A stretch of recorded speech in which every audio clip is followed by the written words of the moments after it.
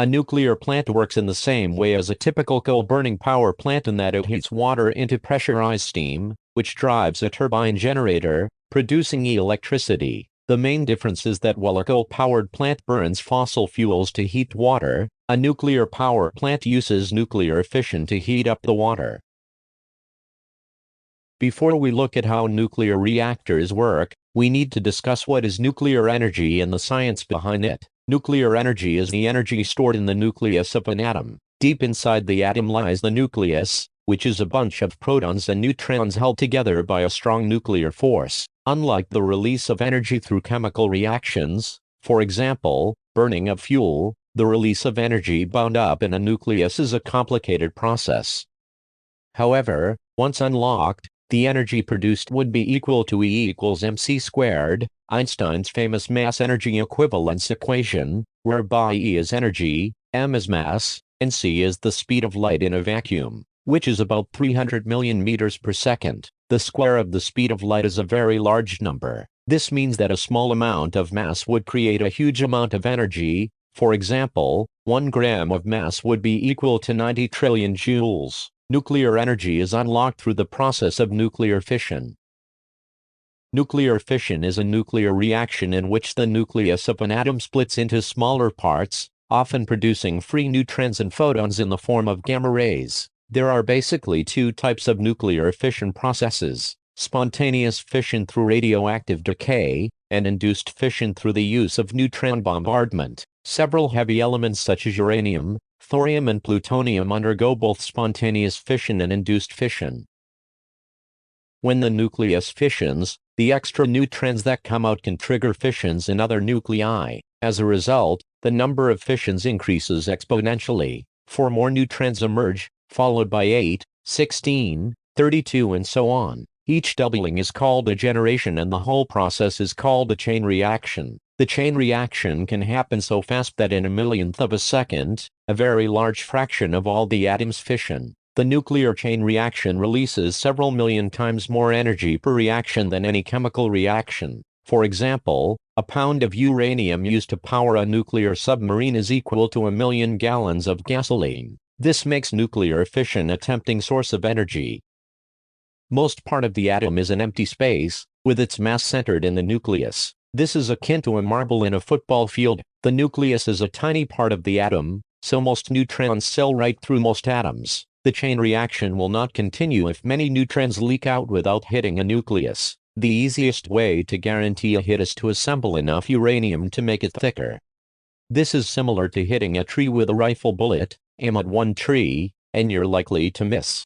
Aim at a forest, and you're certain to hit some tree. The required amount to guarantee a nuclear hit is called the critical mass.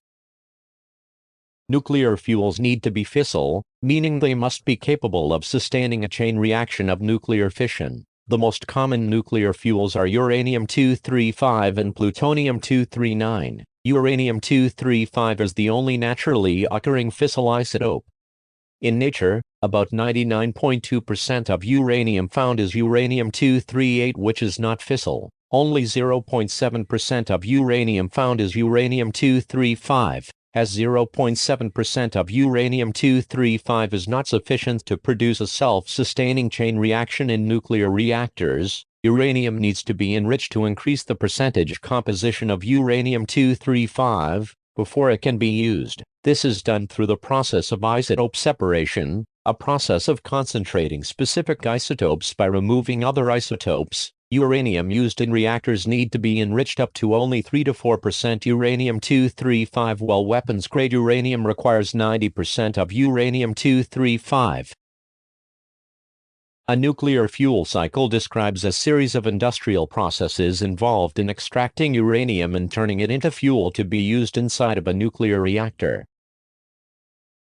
After uranium ores are extracted from mines, they are normally processed at milling facilities close to the mine site in order to minimize transportation costs as well as to prevent release of the products into the environment. At the milling facility, the ore is first crushed, then grinded into fine powder. The ore powder then undergoes chemical leaching where large amounts of water, sulfuric acid and thickener are added to it. As the uranium is able to bond with the acid, it can be separated from the host rock. The uranium solution is purified by ion exchange systems and solvent extraction technologies. When the uranium precipitate is extracted from solution, filtered and dried, the product is a yellow uranium oxide called uranium ore concentrate or yellow cake.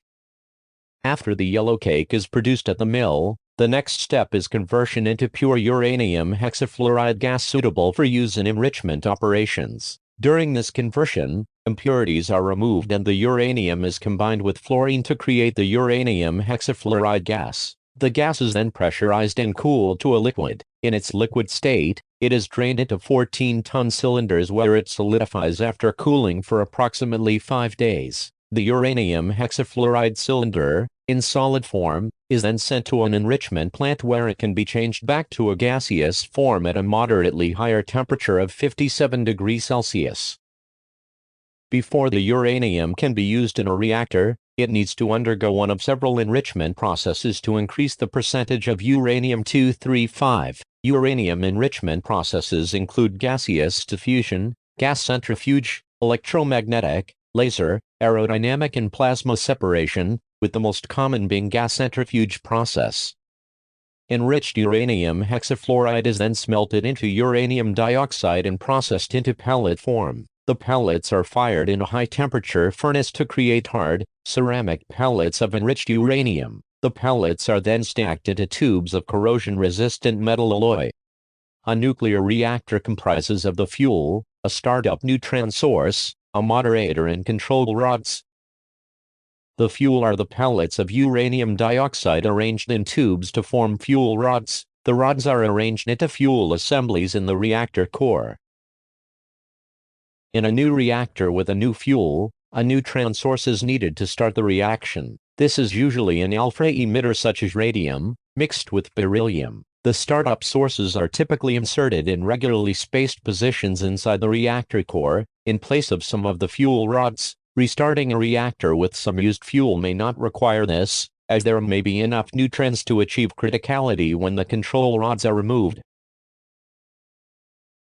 As reactor-grade uranium consists of only 3 to 4% uranium-235 and the rest is made up of uranium-238 which has a very high absorption rate for the fast neutrons emitted in fission. A moderator is needed to slow down the neutrons to prevent them from being absorbed by the uranium-238, enabling some of them to trigger new fissions and to sustain the reaction. Control rods are made of neutron-absorbing materials. They are moved in and out of the core to control the rate of fission. When the rods are inserted completely into the core, most neutrons released during fission is absorbed, and no chain reaction occurs. As the rods are slowly removed from the core, the rate of fission increases. To shut the reactor down completely, the rods are inserted directly into the reactor core so that they cover or surround the fuel elements. To restart the reactor, they are lifted out of the core, exposing fuel elements to the neutrons to start the chain reaction again. This is how a nuclear reactor works, in a nutshell. Thanks for watching. Remember to subscribe.